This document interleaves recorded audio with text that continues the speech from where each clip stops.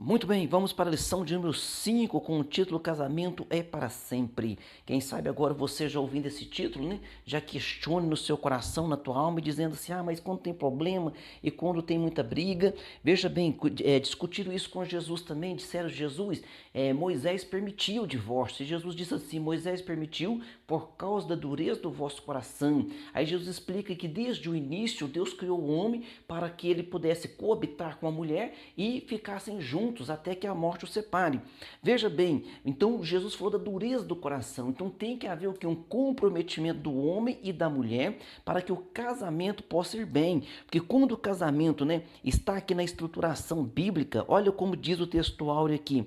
O texto áureo nosso, ele expressa assim, dessa maneira. Assim não são mais dois, mas uma só carne. Portanto, o que Deus ajuntou, não separe o homem. Mateus capítulo 19, versículo 6. Então a Bíblia diz assim, tornar-se-ão uma só carne. Ou seja, a cada dia de convivência, a cada semana, a cada mês, a cada ano, com o passar do tempo, o casamento, pela palavra de Deus, ele tende a melhorar, não a piorar. Se está piorando porque precisamos, cada um de nós, fazer algum conserto em alguma área da nossa vida. Verdade prática, a vontade de Deus para o casamento é que seja vitalício. Na continuidade do Sermão do Monte, Jesus condena o adultério. Por que Jesus condenou o adultério? Porque o adultério ele vai então trazer essa destruição para a família. E a família, ela é a estrutura da sociedade, ela é a célula máter da sociedade. A leitura bíblica em classe encontra São Mateus capítulo 5, versículo 27 ao versículo 32, onde nós vamos usar essa leitura bíblica em classe para estarmos aprendendo dentro deste tema maravilhoso, o casamento é para sempre. Introdução no Sermão do Monte, em que Jesus evidencia a justiça e o caráter do discípulo, acima da postura dos escribas e fariseus, a preservação do casamento foi muito bem destacada ao evocar o sétimo mandamento, não adulterarás. E nós aprendemos nas lições anteriores que Jesus dizia o seguinte, olha, os antigos diziam, então ele citava o mandamento, ele fala assim, eu porém vos digo, então ele aperfeiçoou esse mandamento. Então quando ele está falando aqui, que lá no Antigo Testamento está dizendo não adulterarás, ele agora vai aprofundar, ele vai aperfeiçoar. Então, na continuidade do seu ensino, Jesus expressa que tudo começa no coração. Então, Jesus, que você olhando para a lei, o que é o adultério? Olhando para a lei, quando tem o ato consumado. Mas Jesus explicou, peraí, não é assim. Deixa eu explicar para vocês. Então, agora vem o que? O aperfeiçoamento da lei. Então, Jesus diz, se cobiçar a mulher, você então cometeu adultério com ela. Por isso, nós precisamos que levar os nossos pensamentos cativos a Deus e não ficar alimentando nenhum tipo de pensamento, seja ele na área da sexualidade, ou seja ele também em qualquer outra área. Eu estou alimentando aqui um ódio por um irmão, um ódio por um colega de trabalho, um ódio por um vizinho. Não, de maneira alguma. Precisamos então dominar os nossos pensamentos. Parte primeira da nossa lição, a condenação do adultério. No item 1, definição de adultério. No grego, temos o verbo moicheiu, que significa cometer adultério, ser adúltero, ter relação ilícita com a mulher de outro, E da parte da mulher significa permitir adultério, ser devassa. Biblicamente, o adultério é definido como uma relação sexual, que um homem casado tem com uma outra mulher, seja ela casada ou não, e vice-versa. Agora, alguém diz assim, pastor, se o casado cometer um deslize, chama-se adultério. Mas o solteiro, então, pode ter relacionamento íntimo com outro solteiro? Não. O noivo pode ter relacionamento íntimo com a noiva? Não. Por quê? Porque a Bíblia também, ela condena. A Bíblia também chama de fornicação. Então, quando dois solteiros têm intimidade, é fornicação. Se um casado pular cerca, chama-se adultério. Tudo isso é condenado pela palavra de Deus, viu? Então, o mandamento não adulterarás trata-se de um dique, que preserva a fidelidade conjugal e a família, que é a célula máter da sociedade. No item 2 aqui, a posição de Jesus quanto ao adultério. Então vamos ver a posição de Jesus quanto ao adultério. Para Jesus, a gênese do adultério está no coração, começando com um olhar cobiçoso. Olha só então Jesus deixou claro aonde começa o adultério. Começa no olhar cobiçoso e pensamentos impuros que levam à prática sexual ilícita. Então tudo nasce no coração do homem, viu? No seu sermão, Jesus evidencia a importância de homens e mulheres absterem-se de pensamentos impuros, tanto fora como dentro do casamento, pois é dessa forma que se consegue manter a pureza em 3 níveis. Quais são esses níveis? No nível sexual, nível moral e nível social. Precisamos ter consciência de que perante Deus, como bem expressou Cristo, uma intenção errada é tão pecaminosa quanto o ato. Então nós não podemos alimentar pensamentos pecaminosos. Pastor, mas nós somos humanos, então algum crente ele consegue nunca ter um pensamento pecaminoso? Não, é claro que todo crente pode passar qualquer uma besteira pela mente da pessoa, né? Às vezes tem ali um conflito, alguma coisa, a pessoa fala assim, eu queria matar aquele fulano. Isso aí é uma coisa que passa na cabeça e tem que já ser repreendido e vencer isso em nome de Jesus Cristo, como também pensamentos impuros e imorais. Vamos para o item 3 aqui da primeira parte, os males do adultério. O adultério sempre é prejudicial para a estrutura familiar e qualquer infidelidade no relacionamento a dois sempre será ruim, pois gera desconfiança, feridas emocionais, desvalorização, desrespeito, fraqueza e queda na vida espiritual. Então, realmente é algo triste, terrível. Se alguém passou por isso, se você que está me ouvindo também passou por isso, né? Então, vença isso, mude o comportamento, procure andar na presença de Deus, porque Ele também perdoa os nossos pecados, dá uma nova vida, né? Uma nova chance para cada um de nós. Por isso é importante evitar tanto a prática do ato como os pensamentos indevidos. Por quê? Porque tudo nasce no pensamento. Quando nós olhamos lá, né, o primeiro homicídio que houve na terra entre aqueles dois irmãos, nós vamos ver que o próprio Deus interveio ali pessoalmente. Deus chegou em Caim e falou para ele: o teu semblante mudou, Caim. Se você não mudar o teu pensamento, não, o mal está batendo na tua porta. Então nós temos que mudar o pensamento e dominar nosso pensamento para evitar todo tipo de males. Parte 2, o que rege o coração rege o corpo. Então o que rege o coração rege o corpo. E a própria Bíblia diz o seguinte: a boca fala aquilo que o coração está cheio. Então quando fala coração, significa o nosso íntimo, né? Aquilo que nós estamos processando na nossa mente. No item 1, no item 1 aqui da parte 2, o que procede do coração? O pecado não está restrito apenas no ato, mas também a pensamentos impuros, malignos, cuja fonte é o coração. Do hebraico, coração é lebab, fala do homem interior, mente, vontade, alma, inteligência. Trata-se do lugar dos desejos, das emoções e das paixões. Então nós temos que saber dominar o que? A nossa carnalidade, as nossas paixões. Senão nós vamos alimentando isso até que uma hora o ato é concluído. Então alguém diz assim: pastor, mas é melhor pensar do que cometer o ato. Veja bem, não é que é melhor pensar do que cometer o ato. Quando está pensando, a pessoa tem que conscientizar que está errado, repreender aquilo, pedir perdão a Deus, né? E mudar o pensamento. No item 2 aqui da segunda parte, o homem é o que pensa. É sabido por todos que o homem é o que ele pensa, né? Ou sente. Os pensamentos e ideias que estão no seu homem interior são os motores que colocam em ação todo o seu corpo. Por isso, irmãos, nós precisamos dominar mesmo o nosso homem interior, viu? A cobiça é algo que começa no coração. E como uma pequena semente plantada que vai gerar o fruto do pecado. Então a Bíblia diz bem claro, a Bíblia diz assim lá em Tiago capítulo 1, versículo 14 e 15, ela diz assim, ó: cada um é engodado pela sua própria cobiça ou pela sua própria concupiscência. Então cada um é engodado, é iludido, é atraído, é enganado pela sua própria concupiscência. O que é concupiscência? É aquilo que a carne gosta. Cada um de nós temos uma fraqueza.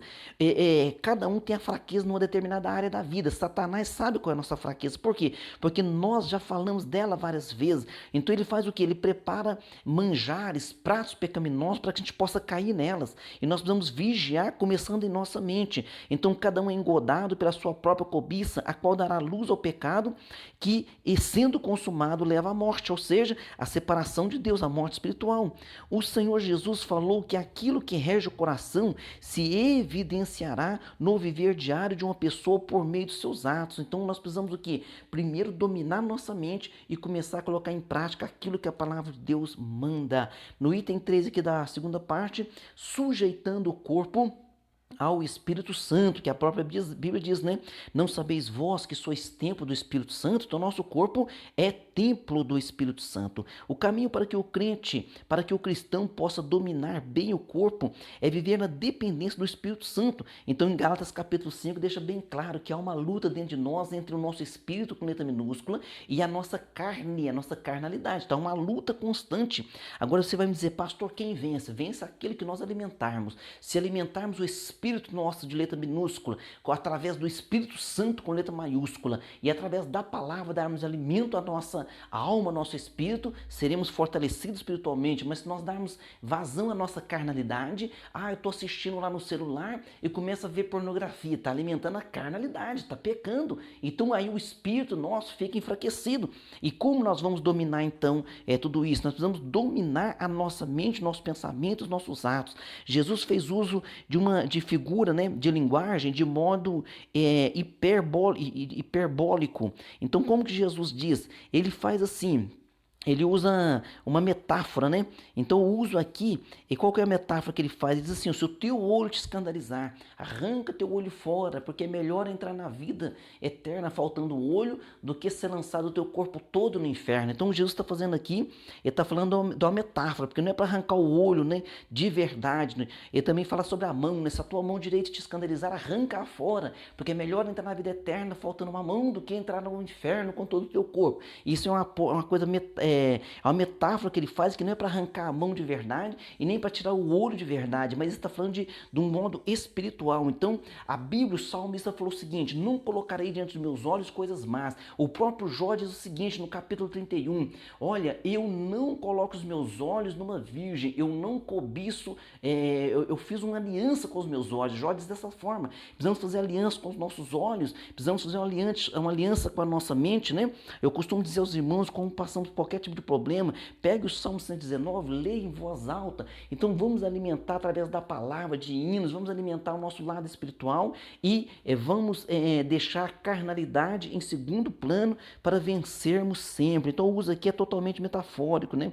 Dando ênfase de como o cristão pode crucificar a carne com suas paixões e sujeitar o seu corpo ao espírito para que não seja instrumento do pecado. Então Jesus deixou bem claro aí, trazendo essa metáfora para nós, né?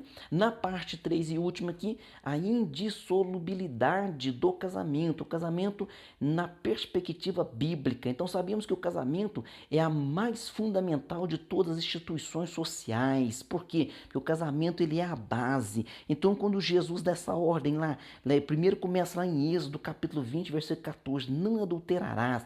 Então a Bíblia diz que a lei é santa. Então vem Jesus agora aperfeiçoando, né?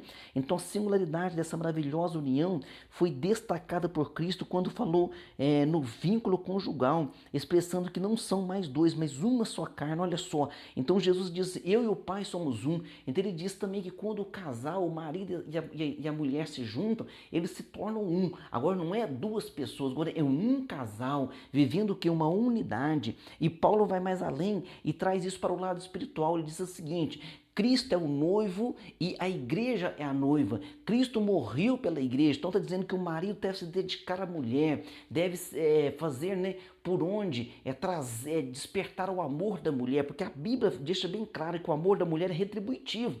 Então algum homem é meio carrancudo, fala, não, mas que eu estou orando, que ela tem que chegar em mim, ela tem que pedir perdão, ela tem que me agradar. Não, agrade a ela, porque isso é bíblico e ela vai retribuir a você, viu? Então peça inteligência para Deus aí e vai vencendo, vai agradando o cônjuge e vai sendo uma bênção aí nas mãos de Deus, viu? No item 2, o que fazer para que o casamento seja para sempre? Um casal que vive a vida a dois em amor irá construir a mais bela e perfeita união. Ainda que enfrente lutas e revés nesta vida, né? O casamento deve ser construído com base em respeito, amizade, bom tratamento, carinho, dignidade. Vamos seguir o exemplo de um grande pastor dando um exemplo lá, né? Ele Ele falou que levou a esposa dele no cabeleireiro para cuidar lá dos cabelos dela. E ela falou, tal hora você vem me buscar. Então ela falou, pode vir buscar. Ele falou que quando parou lá e esperou ela, ele falou que teve que esperar mais um tempão. E a mulher tá saindo, tá batendo papo. E ele foi ficando nervoso, que a mulher foi caminhando pro lado do carro, já que estava esperando há tempo, né? E quando ela foi entrar, ele disse para Deus, o que que eu faço? Aí Deus falou com ele, trate ela como se fosse uma ovelha lá sua. Ou seja, como é que eu vou fazer com a ovelha? Mesmo que ela esteja me atrasando, e mesmo que ela me faça perder a paciência, alguém vai dizer o seguinte, não, eu com a outra pessoa tem que ser respeitoso. Então o que ele foi? Ele foi respeitoso com a esposa dele, tá vendo só? Então tem coisa que não é muito difícil. Como é que eu vou fazer? Faz de conta que é então uma irmã da igreja, faz de conta então que é a sua mãe. Então vamos tratar com respeito, vamos pedir essa graça a Deus, né? Tem que haver dos dois lados essa comunhão, tem que haver dos dois lados essa direção para que Deus possa abençoar, né? Abençoar a vida matrimonial de cada um, sabendo que sempre há contratempos, viu? Você pega o camarada criado de um jeito, pega a mulher criada do outro, junta os dois dentro de uma casa e fala, vai viver junto. É claro que tem os contratempos, mas com a graça de Deus vão se entendendo. Por isso que a Bíblia diz o seguinte, tornar-se um, ou seja, cada dia vai melhorando mais. No item 3 aqui, casamento, uma união indissolúvel. Na discussão de Jesus com os líderes religiosos, ele destacou os ideais divinos sobre o casamento, isto é, como Deus o havia projetado a fim de que fosse permanente. Agora nós vamos citar aqui alguns exegetas. Olha só, há exegetas que gastam tempo e muitas letras para provar que o divórcio era permitido, buscam elementos históricos nas duas escolas rabínicas lá de Israel, né? A escola de Shammai e escola de Hillel. Sendo que a primeira destacava a questão da impureza no aspecto mosaico, destacava a questão da impureza no aspecto mosaico a partir do adultério, ou seja, era permitido o divórcio, mas por adultério. Então, permitindo a carta de divórcio. Então, essa era a escola rabínica Shammai. E a outra escola, né, a Hillel, a segunda era mais liberal e dizia que qualquer desagrado da parte do marido poderia dissolver o casamento. Contudo, o melhor seria que tais estudiosos gastassem mais tempo de falar do casamento, né, conforme o propósito eterno, atentando para os princípios de tudo. Ou seja, às vezes gasta-se muito tempo, né, discutindo. Há uma escola rabínica que dizia que podia divorciar só através do adultério. Há uma outra história rabínica falou que podia divorciar por qualquer motivo que o marido achasse na mulher. Veja bem, essa discussão ela é na parte teológica, mas nós precisamos da prática, salvar os casamentos, salvar as vidas. Preciso que o marido dá o braço a torcer, a mulher dá o braço a torcer. Vamos viver uma vida melhor, vamos perdoar um ao outro, vamos amar um ao outro, vamos ter mais compreensão, né?